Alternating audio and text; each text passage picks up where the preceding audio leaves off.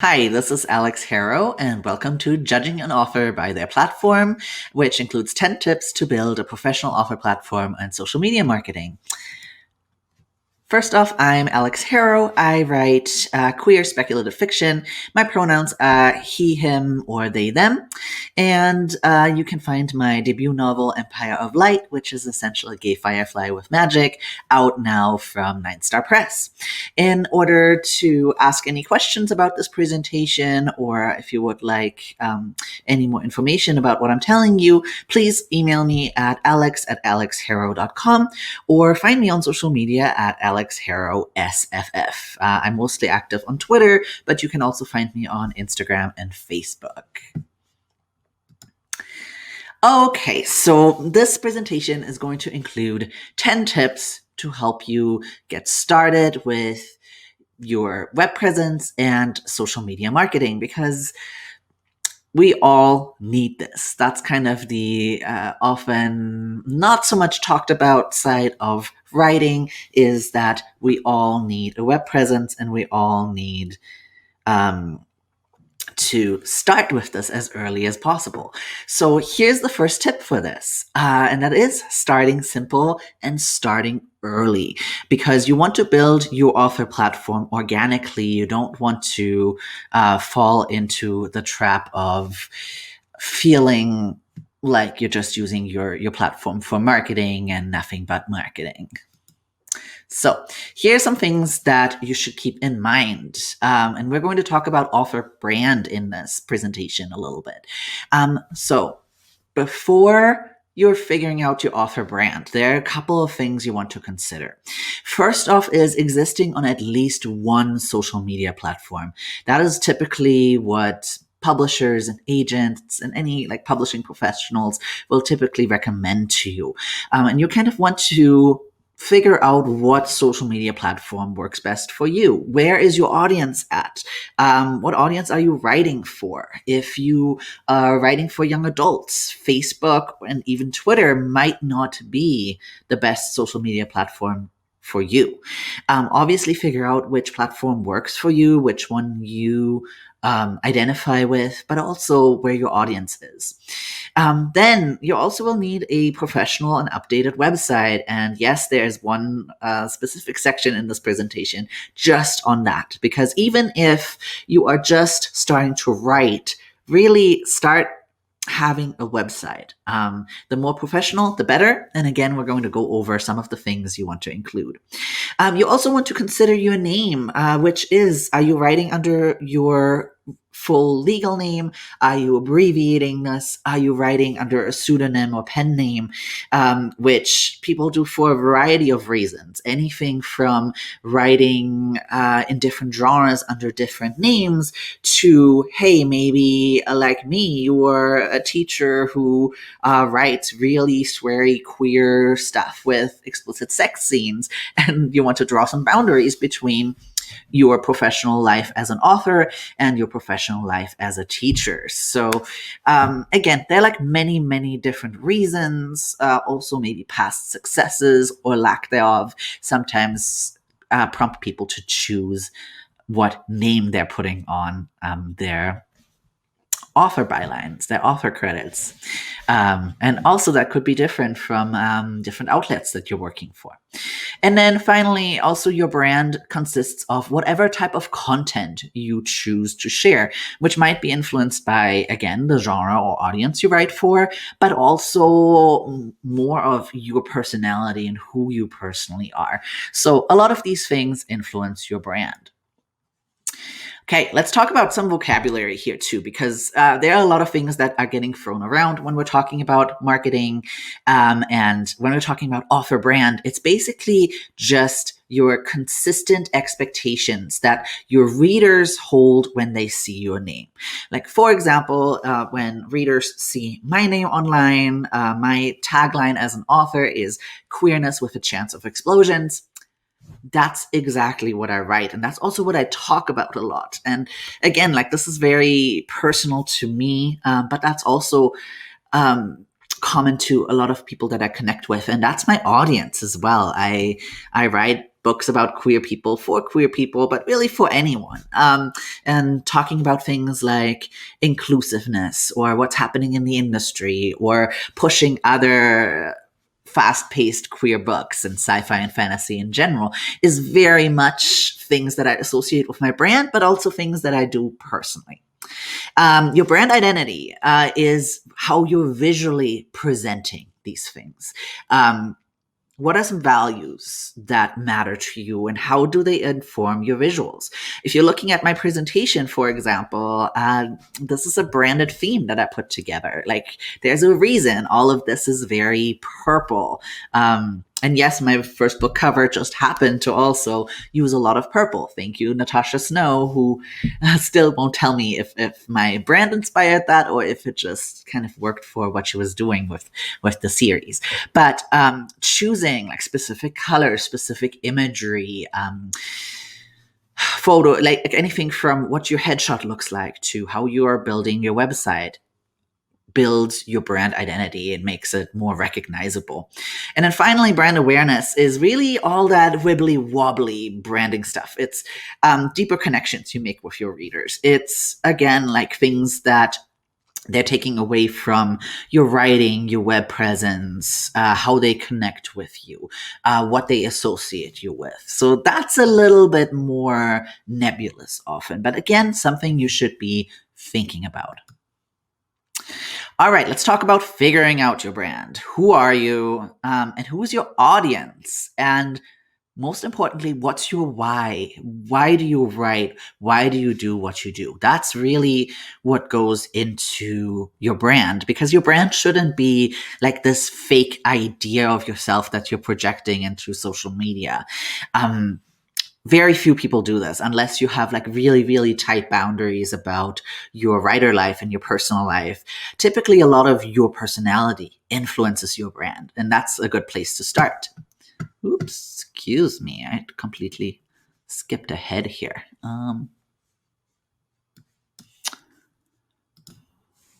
Okay, here's some tips to figure out your brand. First off, again, start early. Like, this can really start as soon as you decide, hey, I want to write this specific type of books. And really what helps with this too is to keep your goals in mind. What are your goals as an author, as in your genre? What are some things that are important to you that you want to achieve. And also keep in mind what's in your control, which mostly is your writing, but also is how you talk about these things. How do you present yourself online? And also keep in mind that not everything is intentional. Sometimes you do get associated with specific people that you work with, and there might be some things that maybe don't align with your personal brand. So sometimes, like for example, if you get into an anthology and if that person who edits that anthology is like sharing certain values, how does that align with your personal values? Like, that's just something to check and just be aware of. But also really like just a pointer to get to know your fellow authors and network, because like it's not just a networking thing, it's like building your brand, building friendships, building connections. Like, you're going to learn so much from each other. This also helps you identify your target audience. And that's actually like a good place to start is, what is your target audience reading? Who are they following? How are they presenting themselves online? Like, really look at other author websites, other author social media. Again, you should be friends with each other. We're not competition. Like, there was this whole thing going on about harsh writing advice where it's like, hey, no, be a real person with each other and be as real with each other as you can. And then again, where's your audience on the internet? And that might, again, inform what social media you are targeting, which social media you might be most comfortable on, because that's also where your specific writing niche, your genre, and your audience is hanging out. So keep that in mind, that there aren't really any hard and fast rules to this, but start out with the one that resonates with you and your audience the most. A couple other things to keep in mind is your brand voice and culture. And that is, again, a little bit more nebulous. It's more than just determining what is your author name and what's your tagline and what's the genre you're writing. It really goes much deeper than that. It's figuring out your why. Why are you doing what you're doing? When I first started writing, specifically writing queer science fiction and fantasy, I was in my early 20s, and I noticed just that there wasn't a whole lot out there for people like me. And I noticed like how I, as a reader, would voraciously gravitate towards any books, anyone that was publishing any queer content. And I also noticed that, hey, I wanted there to be more, and I wanted to connect with those people because it just meant so much to me personally. And so a lot of my why was I wanted to create more queer books. I wanted to boost other marginalized authors. And a lot of that kind of developed my brand voice too, where it's like I'm a pretty snarky person, but I'm also a person who really tries to uplift and share other voices because that's kind of just what I love to do. Which again, like helped me kind of build connections, but also went deeper than that. Like it helps me build friendships. It makes it so that I can ask people for advice or check in with others. You also want to take into consideration what are you going to share besides your writing. And again, this is a question of how personal do you want to be with your web presence, with your social media presence. Like I share a lot of content about my animals because I have 4 cats, and when my 2 youngest cats were kittens, like what can I say? Finn and Poe have an online fan club. It's fine. But again, like these are things that I choose to share. And I also choose to not share certain things. Like, don't put like everything on social media. There definitely are some boundaries, and you want to make sure you figure out these boundaries. You also want to think about like what communities or ideas do you represent? Like for me, a lot of what kind of went into how I see myself as an author is that I didn't just want to write coming out stories. I don't want to focus on queer pain. I don't like to be this person who criticizes and tears other people down. I much rather am the person who lifts others up. So that's kind of what I do, and that's how I connect with others.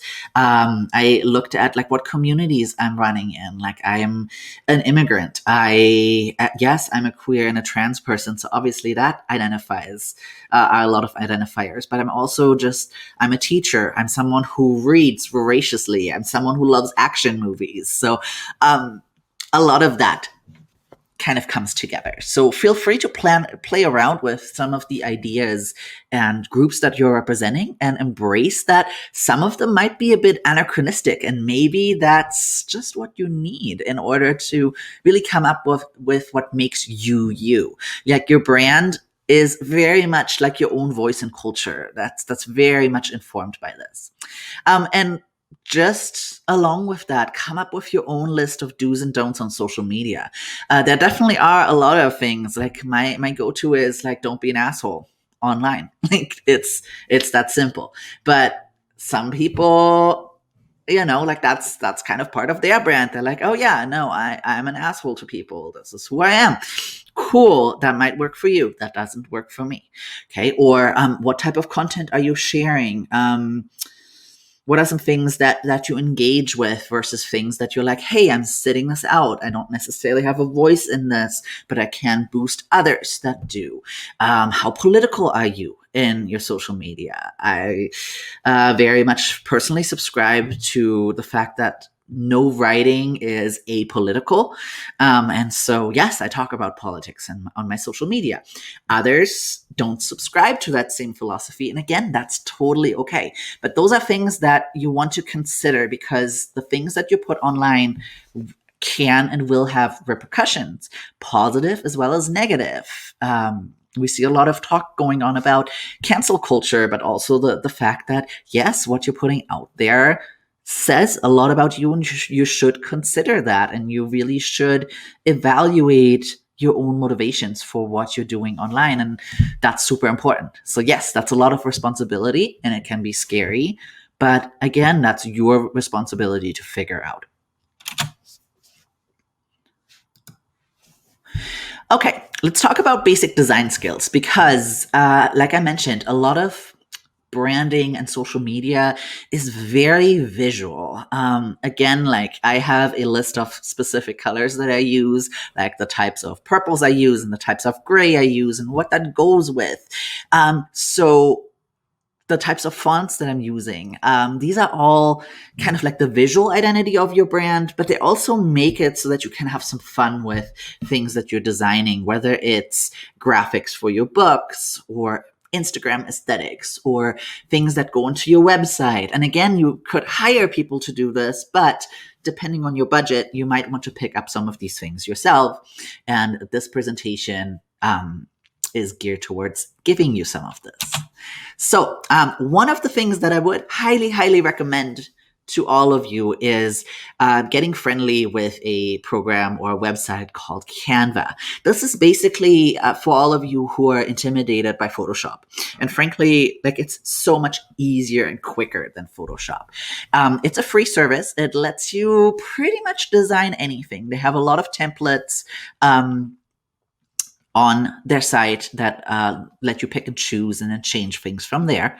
You can actually just go ahead with the basic version. They have a pro version that you can pay for that just gives you more access to images and rights like this.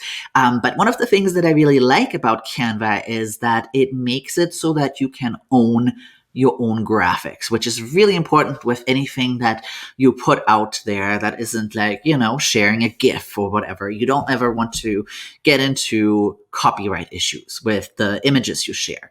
And I'm going to show you some examples of things that I designed for both my book launch and just my author site in general. But in general, you want to keep in mind the visual aspects of what makes your web presence. Like if you're looking at my presentation here, I built in a lot of the colors and the fonts that I typically use. I kind of played around with what goes well with each other, what's easy to read and to pick up, and also what I just personally aesthetically like. So a couple of things that you can use for royalty-free images, which again, you want to make sure you own your images or have the rights to use your images. The two sites that I personally prefer just for aesthetic reasons are Unsplash and Pexels. They're high quality images. Credit the photographers when you can, but again, they are also royalty-free, so you can do a lot of things with these. So the following examples are some things that I did for my book launch. Feel free to let me know if you have any questions on these or want to see more of this. So one thing that went a long way for me in my pre-launch marketing for Empire of Light was aesthetics. And these are basically often photo grids or images that kind of inspire your writing, that kind of show the mood of what you're doing. You can kind of like I did here, combine them with quotes from your book. They're basically like little teasers that get people excited for what's coming to them. So again, this is kind of helpful for your own branding, kind of setting the tone, sharing the mood, engaging with audiences, and just adding a bit of a visual pop to your web presence and to what you're sharing. So these are all organized with Canva. I did some that are just kind of like the aesthetics of the world this is set in, or like quotes that kind of set up character relationships, quotes that make people curious about the rest of the book. Again, here using royalty-free images is really, really important. That way you're not running into any issues. Um, Another thing that you could do is, again, just do a background and use quotes from your book. Again, showing kind of like the mood of it, linking these in conjunction with your book links or with something that you're talking about. These work really well, again, on Twitter and Instagram and Facebook, like anything where you can add kind of that visual element to it. And it just makes that pop a little bit more. You can even do stuff like, other than quotes, use things like your blurbs. Like here, I reached out to a lot of other authors who read my book early and were willing to blurb it. And instead of just listing them like on my Amazon page or on my website, which I did, I also shared them on social media. And again, like making them just more visual and kind of go along with both your brand and maybe even the original author's brand, like builds really cool connections because they will typically reshare things. You will reshare their stuff. Like it, again, builds this really organically.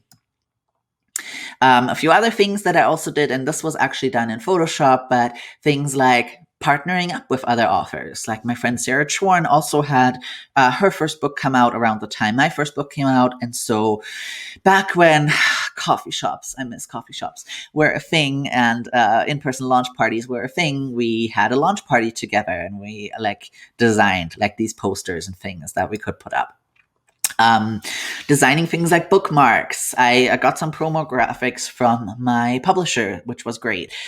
Postcards that I could give out that had the book cover on one side and then information on the book, where to get it, info on me, and where to find out more about me on the other side, or book plates that are basically pastable stickers that you can sign and dedicate to people who maybe just picked up a print copy of your book but didn't see you in person. Like those are just kind of cool things to build your visual brand. Let's talk about websites because yes, you do need one, as I mentioned earlier. And one of the things I would recommend is start really basic. A website doesn't mean you need to update this thing every week, but it does need to exist. And there are some basic things that we want to make sure people can find, because whether this is an agent looking you up or a publisher or a reader looking to connect with you, the first place that they typically go is your website. So here's some things that you should definitely include. Obviously, if you have info about your books and buy links for them, include these. Those should probably be front and center. But even if you're just starting to write, include a bio. Write a professional bio for yourself. For a website, anywhere between 150 and 300 words is a really good bio. I'll talk a little bit more about press kits in just a minute. But press kits are basically ways for you to give media access to headshots, bios, information like that. Also put your contact info on your website, or even better, if like me, you're worried about giving your direct email out to people, include a contact form. Most websites, whether it's like WordPress or Squarespace or even like blog-based sites, they have an option for a contact form where people can type in their messages and email you directly. I've definitely gotten a lot of reader interaction that way, but also sometimes like brands or other authors reaching out or publishers wanting to arrange things. And then obviously include your social media links, because again, we're going to talk about search engine optimization a little bit, but things should always link back to each other. And then some optional things, and this is kind of once you have books out, once you're getting going, having appearances and things like that, you can add these things to your sites. But again, these are not musts. These are kind of optional, build them as you go pieces. But you typically want to have a calendar or some sort of appearances section where you can maybe even links to your events or how to RSVP or get to this event. Include a newsletter sign up on your website. That should be really prominent, somewhere where everyone who visits your site can see it. If you're a blog person, include a blog. However, if you do include a blog, make sure it is regularly updated. You don't want something that is totally out of date. I'm currently actually guilty of that. I really need to go in and update some of my content. You typically want to at least put something up. I would say like every month is probably a good minimum. And one thing that I personally really like to showcase on my website is a press section. These are just like interviews you've done, guest appearances, podcasts, guest posts. They work both as again, link back to sites that hosted you and help build your search engine optimization, but they also are a good place to kind of showcase like things you've done or point readers to, like if they have a question and you've already talked about this issue, like point them to some of these links. All right, let's talk about bios and press kits because they are such huge lifesavers. You really don't want to wait until you need a bio, which sounds maybe kind of flippant, but really, again, this is kind of along the lines of start early and make sure you keep your information updated. So here's some things that go into your press kit. First off, bios of various lengths, because it depends kind of like what you need the bio for. And again, you don't want to have to type up a new bio for everything you might possibly need a bio for. Typically, I suggest having a tweet size bio for things like social media or Twitter. Or if you're introducing yourself on any like such platform, a quick 50-word bio for things that maybe are just like minor credits, maybe like a guest post, 100-word bio. This can be up to 150 words sometimes, but 100 words is usually a pretty good ballpark. These are often bios for things like conferences or appearances where people want to know a little bit more than just your blurb about you. And a 300-word bio is really much more in depth. That can go onto your website. This is also something that you could forward to someone doing an article about you or doing an interview with you, just so that they can get a bit more context. You also want to include high-resolution headshots. You can make them either downloadable or embed them as a gallery. Like there are many ways to do this and actually make it look good. You do want to include your social media links because, again, you want like any press, any events to link traffic back to you. Include cover images of your books. And again, these should also be high resolution so that they can be used for really any purpose. Same as book taglines and blurbs. Again, once you have these, a tagline is usually just a quick, punchy description of your book. The blurb is what this book is about. You can include blurbs from other authors who are saying great things about your work as well. Again, if you have it. Include buy links to all major retailers. You don't want to just include Amazon if your book is on more platforms than Amazon. And then this might be relevant depending on who you are, but include your title, your pronouns, how should people address you, things like that. Maybe even hey, how do you pronounce Alex Harrow? Because I get Harrow sometimes, which honestly, that's fine. Harrow or Harrow is okay, but some of us just have complicated names, so pronunciation guides help. All right, let's talk about professional headshots because yes, you will need those. And again, the earlier you have them, the better, except if you, like me, change a lot. Let's talk about that a little bit. So, headshots, do's and don'ts. First off, if you're able to afford it, please hire a photographer. Again, that kind of goes into the pay your artist type of thing. Obviously, you want to consider your own budget and who you know and whether they are someone who can accommodate you and your brand. And you also want to keep your headshots as current as possible. And this is kind of where I'm running into issues. If you looked at some of my promo material, there is a super femme looking headshot of me because that was back in 2018 when I had just barely come out as non-binary and was definitely still leaning more towards the feminine side of the spectrum. Now, you probably wouldn't recognize me based on this headshot. So now I have different headshots. The one in the back of the slide is one a professional photographer friend of mine did. The one in the front is actually one that I'm currently using that was literally done on my iPhone because portrait settings are lovely. So again, you can kind of have some wiggle room, but make sure that they're as current as possible. Sometimes they can be 10 years old if you're still recognizable, but you want to be recognizable. There are some people who don't do headshots because maybe they're romance offers, maybe they don't want to out themselves in a way. There are ways to go around that. Maybe commission someone to do a cartoon version of you. Like you can have a lot of fun with these things. You also want to make sure, again, you make them consistent with your brand.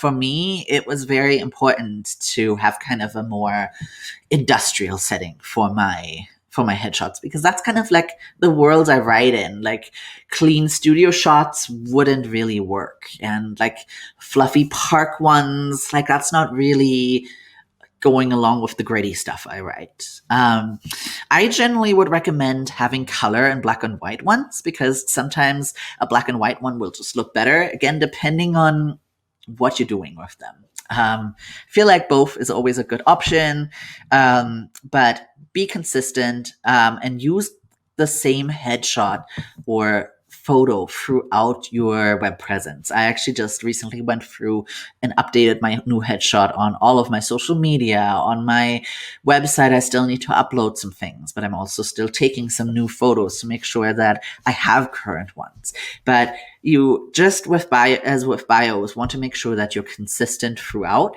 So having maybe even a list of all of the things where you have a bio and all the websites that you have a profile on might be really handy to make sure you're not forgetting anything. All right, let's talk about consistent content and being a part of your community because content, again, can take many forms. Obviously, content is what we're writing, but it's also more than that. So, a few things that really help boost your own visibility is connecting with other people. Like some of the things that were most successful for me were where I teamed up with others, whether it's for things like a cover reveal where I teamed up with LGBTQ bookshelves or LGBTQ reads. That was like a really great team up. Or for a while, I did an interview series for about a year where each week I would interview a different queer author about their process, and they would be featured on my blog, which created great new blog content. It also meant that I got really involved in interviewing and researching other authors and connecting with them.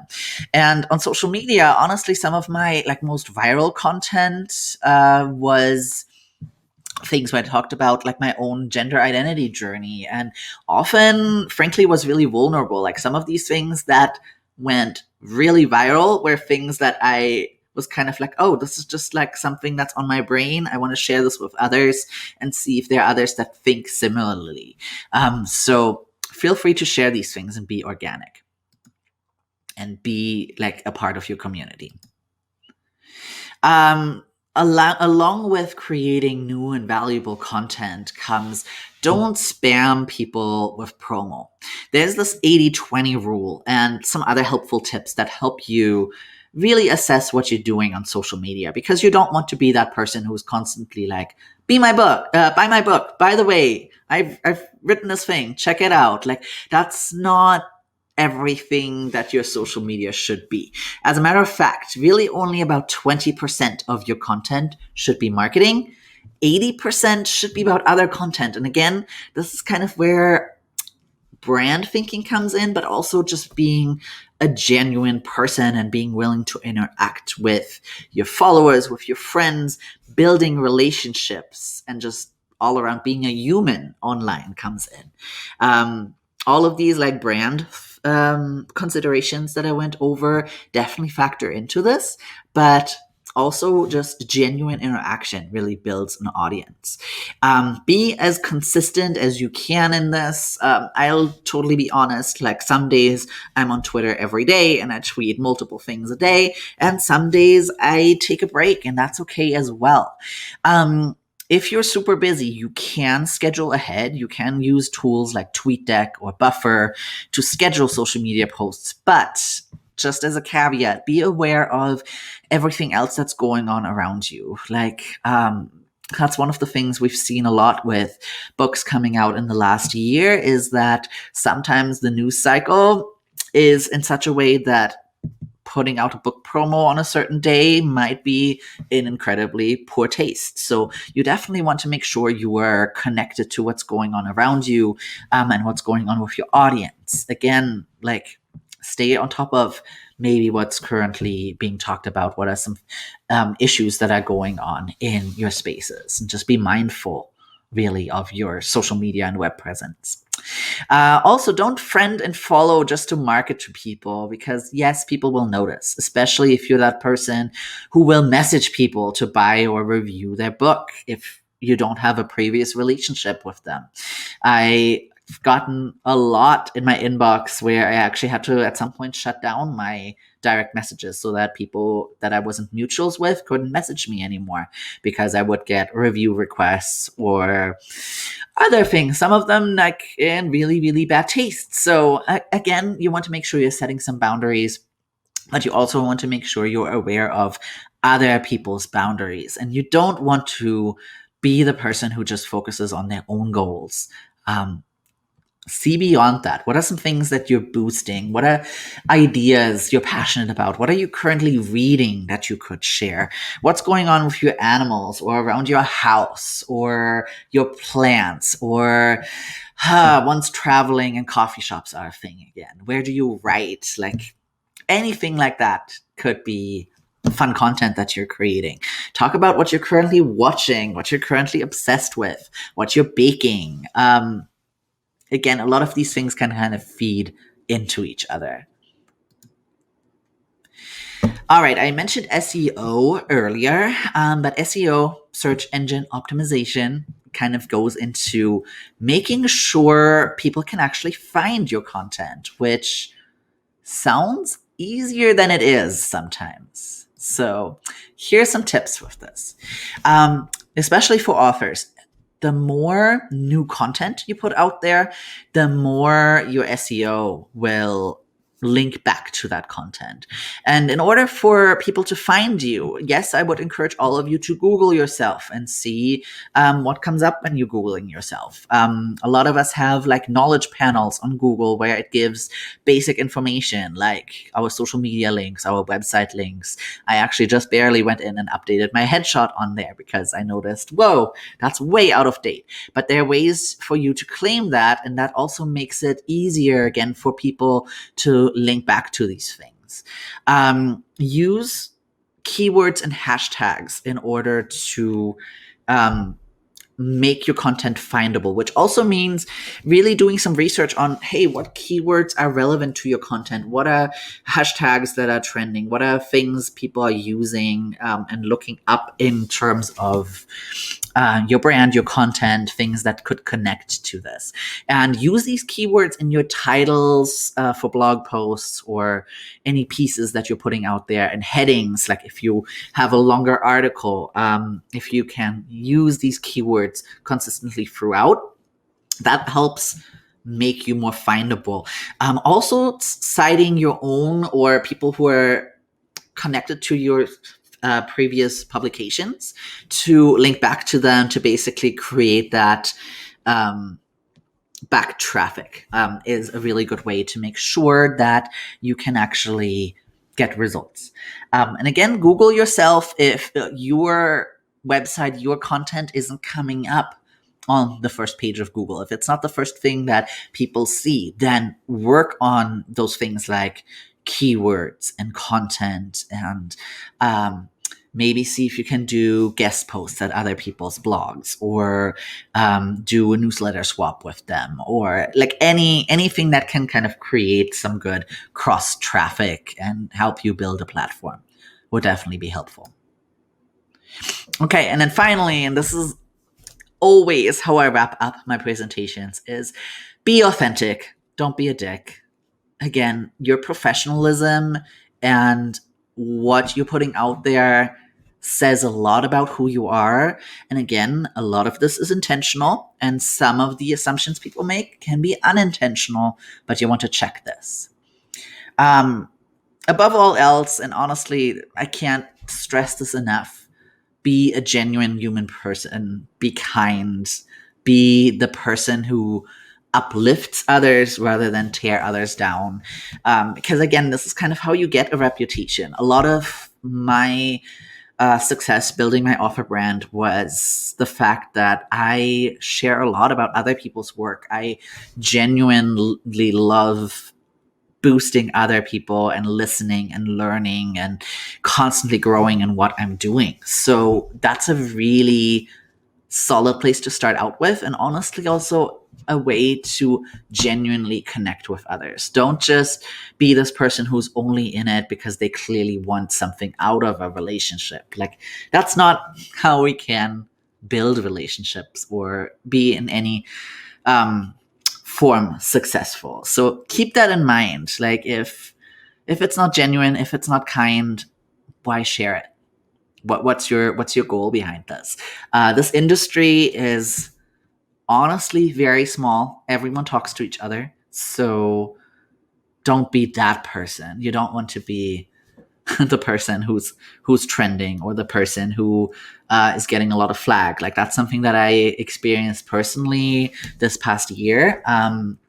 I was friends with someone who turned out to be incredibly racist, and it turned out to be an abuser of many, myself included. Honestly, like, as I was evaluating what I had perceived as a friendship, I noticed like all of these red flags that were coming up, and all of those things in which their relationship with me was really being used to them. And that that was a whole another ballpark in terms of what you do in social media and how you feel about it, because that made me reevaluate a lot of my own boundaries and things that I do not want to be associated with. So prepare for unexpected stuff to happen. But as things like these happen, again, listen, be willing to learn. Like, we all are going to mess up. Like, that's pretty much inevitable. But what we can control is how we react to these things, and how we connect with others and do better and constantly learn. So if this presentation, if these 10 tips seem like a lot to do and seem really intimidating, I would really encourage you to start simple. Again, start setting up a website. Make sure you have consistent bios. Take a picture of yourself that you really like, that you can use throughout. Like, even just that sets you up for a lot of success. Okay, so finally, if you have any questions or would like any more information, please feel free to reach out to me. My email is alex@alexharrow.com. My website is at alexharrow.com, or via social media, you can find me on Twitter, Instagram, and Facebook at Alex Harrow SFF. Thank you so much for being here at this presentation. Feel free to ask me any questions via email or via direct message, and have a great rest of your conference. Thank you for that, Alex. That's great. That was great. Yep. We've got a couple questions from the audience. Uh, Mm-hmm. Els Curtis asks, what social media platform would be best for middle grade? I'm not sure if there is a good one. Yeah. Hi. Anyway, thanks for like watching this presentation. And I was kind of seeing your question in the chat, Els, and I was kind of thinking along the same lines of, it really matters more about marketing to the parents at this point. However, especially since your middle grade audience won't be able to make their own social media account, one of the things I would look at, honestly, is YouTube, since lots of kids will, like, while they can't make an account, they will still watch YouTube. I would definitely check their guidelines on the whole, is this made for kids, and what you can do and shouldn't do and stuff like that. Like, honestly, that's not my personal audience, but I would, like, based on being a teacher, I would say YouTube would be a good starting point. Like, TikTok, again, that would be older teens, like 13 plus for sure. Excellent, thank you. Monjo asks, how do you balance the demands of social media and the need to be active in online communities with the demands of spending time writing on top of work and life? Yeah, you know what? That's really the trick. And honestly, I would say be consistent, but don't let it take over your life. Ultimately, I also work a day job. I'm a teacher during my day job, and write. And currently, I'm editing, like juggling multiple projects and on multiple deadlines. And so, honestly, my advice is the writing comes first because that's why you have your social media.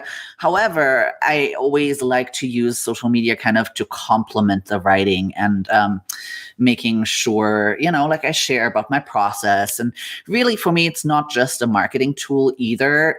So I would kind of figure out what is an amount that makes sense to you, and honestly, block out that time in your calendar. Like, I have some writer friends who really like um yes, I will tell them hi, Ellie. These are Finn and Poe playing in the background, by the way. Um, so I kind of would block out time for it and go like, hey, right now is my social media time, especially if you're working on marketing and promo posts and stuff like that, for website stuff and newsletter stuff. Honestly, schedule like an hour or so a week. Like that's gonna be a good starting point. Or maybe, hey, this is my quarter hour that I spent on Twitter. Sneak it in this way. I wouldn't let it get too carried away. That's kind of like my method to the madness. But I also like to be super organized with what I do. So that's my suggestion. And start small. Excellent, thank you. Els Curtis asks again about what are the best websites, best ways to build websites, and if I want to pay someone to design a website for me, how much should I expect to spend? hmm Okay, so first off, I'm not a coder either. So I initially started with like just a free site on WordPress, but WordPress got complicated really fast for me, especially since I'm not a coder. So I personally really recommend Squarespace. However, Squarespace costs you at least $120 or 124, I think, a year. So it's not a free option. If you're looking into free options, just something basic you can start with. Like where you can put up your bio, contact info, social media, maybe a blog. Your basic WordPress site will honestly be your friend, and that'll totally be sufficient. And then later on, you can always change providers too. That's kind of the nice thing about most website platforms is they actually make it so that you can import your old content. Like when I switched to my Squarespace site from WordPress, I was able to import the years of posts and stuff that I already had up there and just make it work with my new stuff. In terms of development, if you're looking for someone to build it for you, if they're building it from scratch, in my experience, you look at least 1,500 to 2,000 to start out with. And then, yeah, it kind of depends on it. Are you just having them use free art, or are they also creating art? Is someone else like adding to this? There are some really cool, like honestly, my suggestion would be to check out other authors' websites. Like I always like to kind of like check them and see, hey, what are they doing well? What can I steal from them or what ideas do work for me, and then also reach out to them and ask like, hey, who designed your website? Did you do it yourself, or do you have recommendations? Because often they have someone who does this for them and have good recs. Excellent. Monjo asks, how early is start early? Can it be too early? No, start now. Honestly, like, and I noticed in the chat that so you're saying you're not even querying yet, which is great. Honestly, like right now is the perfect time to start because that way you have something online. And like, really, when I say start small, that means have a page that has maybe a headshot if you're comfortable, or another option like something that like relates to the type of genre you're writing or the type of stuff you do. Have your bio and your social media links and a contact form. Like it can be as simple as that. You don't even have to start with a blog. However, now as you're going through the process, like maybe a blog would be a good outlet for you and kind of sharing some of the things. But again, like blogging is kind of not as big as it used to be. So that's really kind of an option to consider. But if it takes away time from your writing time, focus on your writing more than that. Excellent. Thank you very much. We are out of time. If you want to give any closing thoughts or anything else, now would be a great time to do so. Yeah, I think I'm going to like hop over into the chat, but if any of you have any questions that I didn't answer, feel free to reach out to me on Twitter will be easiest, honestly, Twitter, Facebook, or Instagram. It's all at Alex Harrow SFF, and just ask me things there anytime. Thanks so much for being here.